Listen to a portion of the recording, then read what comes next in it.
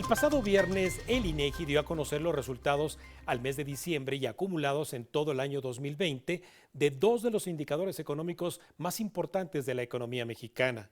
Estos indicadores son la inversión fija bruta y otro el consumo privado en el mercado interior, descritos como dos de los cuatro motores de la demanda agregada de la economía y que bien pueden dar cuenta detallada de lo que ocurre en las entrañas de la economía y mes a mes del impacto que ello provoca en el estado de bienestar y crecimiento potencial.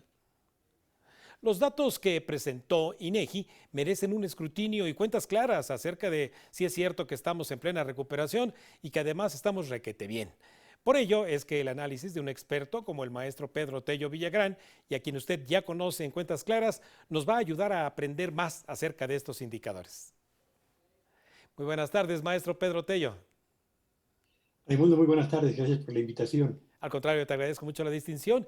Y bueno, maestro, contigo hemos dado seguimiento a estas dos variables, las más importantes, los dos motores más fuertes. Tú aquí nos lo has puesto para la economía, pero ya con cierre al 2020, bueno, pues así que como las caricaturas, ¿no? Se va uno hacia atrás nada más de ver las cifras y sobre todo en las circunstancias en las cuales hacia adelante, hacia el 2021, quienes nos escuchan, pues están esperando ver si habrá nueva inversión, no solamente para recuperar su empleo, sino incluso para que pues, los hijos, los primos, los hermanos recuperen la expectativa de que hay nueva inversión.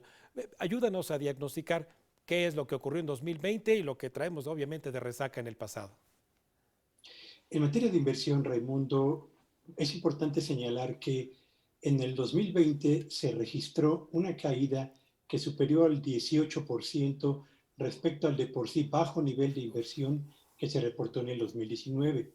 Estamos frente a uno de los signos vitales de la economía mexicana que acumula 2 años consecutivos en números rojos. Y si lo vemos desde la perspectiva del desempeño mensual de la inversión productiva en México, estamos acumulando ya 23 meses consecutivos con números rojos en este indicador. ¿Qué sucede en un país y en una economía con la acumulación de 2 años consecutivos a la baja o 23 meses con números rojos? Bueno, pues suceden fundamentalmente dos cosas. Cuando la inversión productiva en un país en desarrollo como México retrocede, lo que esto significa es que la capacidad, la velocidad y la disposición para construir infraestructura que va desde caminos, puentes, carreteras, puertos, aeropuertos, escuelas, centros de salud, etcétera, para atender los requerimientos de una población creciente, no se están dando con la velocidad ni con la tingencia necesaria para poder responder a las necesidades propias de una sociedad como la mexicana. Así que como país estamos perdiendo competitividad hacia adelante porque no estamos invirtiendo hoy en aquello que vamos a necesitar emplear mañana. Pero para las empresas, el hecho de que también se reporten caídas en la inversión productiva significa que aquellos negocios cuya maquinaria y equipo ha concluido ya su vida útil y es preciso renovarla Sí. para poder mantener los niveles de productividad que permitan a esta empresa tener capacidad para competir en el mercado nacional o para mantener los mercados extranjeros, tampoco se puede dar con la velocidad que se requiere y consecuentemente buena parte de las empresas están rezagándose en materia tecnológica. Así que una caída de la inversión en los términos bajo los cuales lo hemos señalado no es una buena noticia para México, pero Raimundo, vale la pena señalar otra cosa. Sí. No solamente cae la inversión de los nacionales, también cayó la inversión extranjera directa y también cayó la inversión pública que se realizó en el 2020. Así que estamos frente a la tormenta perfecta en el desempeño de uno de los más importantes signos vitales de la economía mexicana.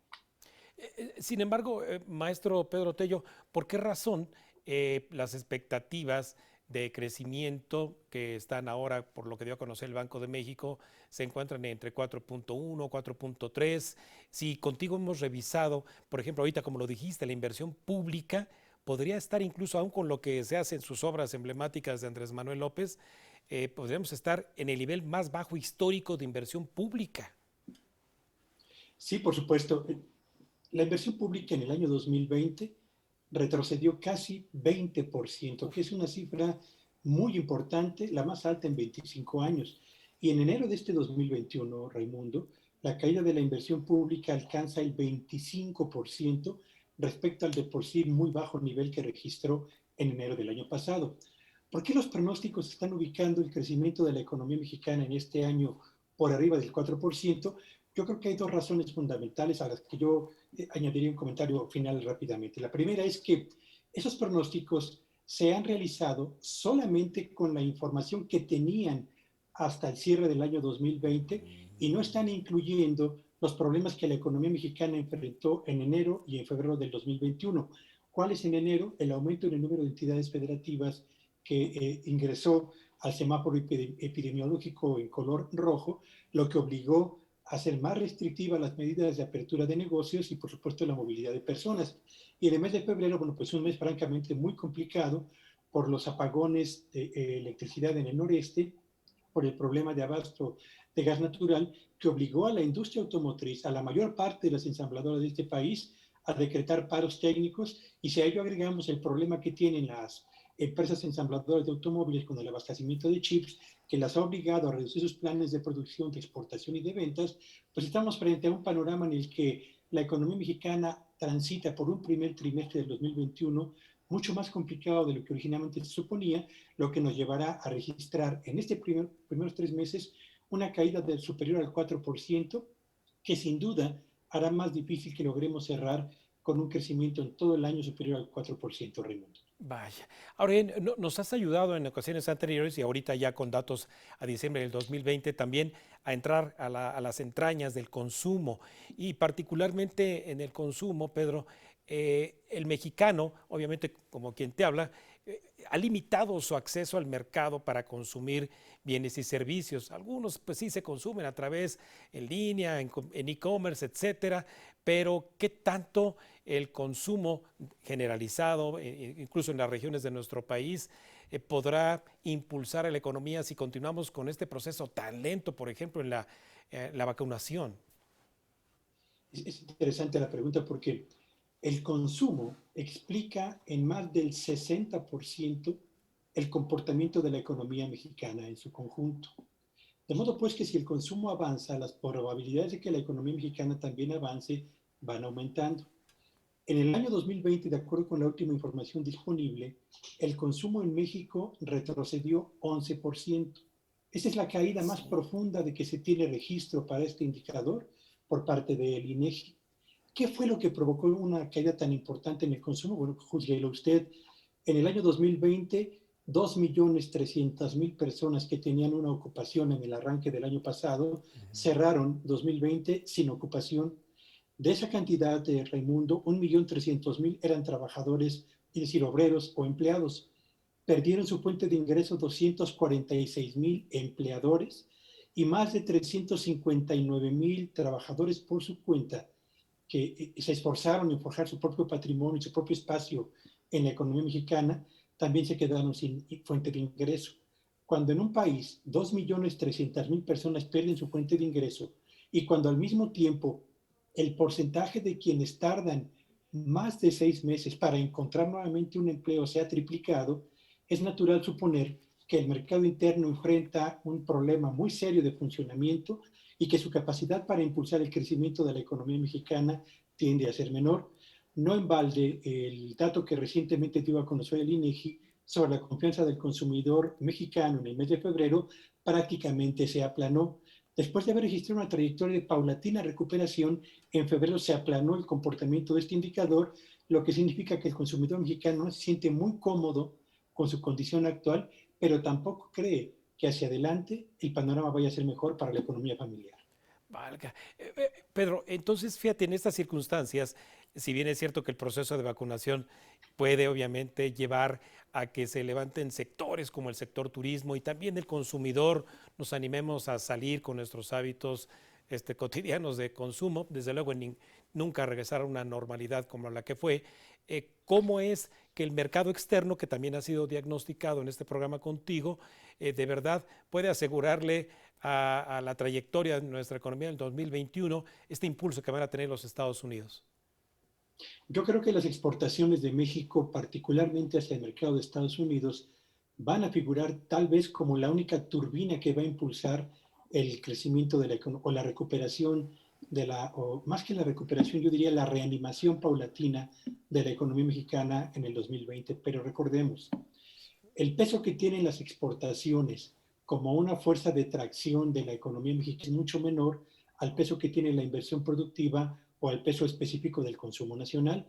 Y si agregamos además, Raimundo, que la industria automotriz tuvo en febrero un mes francamente muy negro por el problema del abasto de chips, Sí. por el problema de los apagones y el problema del abasto del gas natural, pues entonces tenemos que el principal generador de oferta exportable no va a presentar números tan buenos como originalmente estaban pensando para este 2020. Así que en el 2021 la economía mexicana depende más del rebote que de una auténtica reactivación de las actividades productivas, una auténtica mejoría del mercado laboral y una auténtica expansión del mercado crediticio en México, que está francamente muy comprimido, no solo por la cautela de los bancos, sino también por la reticencia de los usuarios del crédito a solicitar financiamiento sin tener la seguridad de mantener el empleo y el ingreso para poder pagar tal deuda. Sí.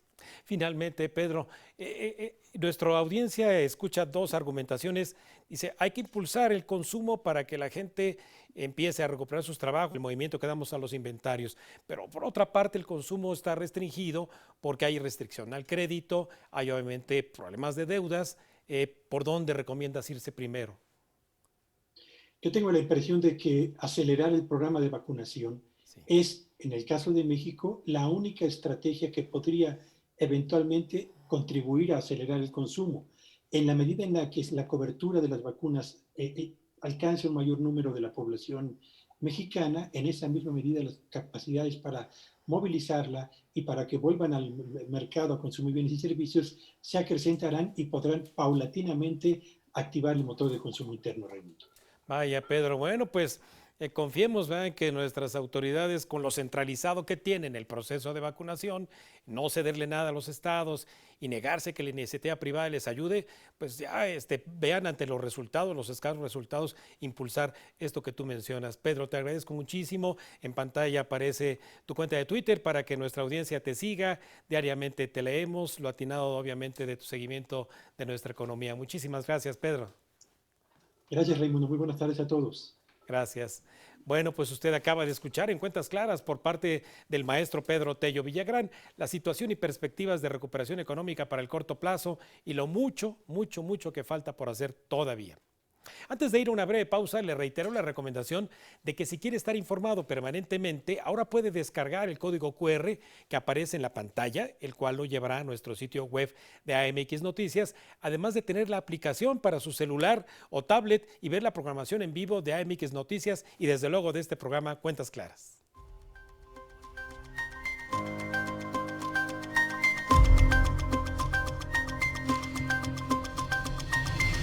Lunes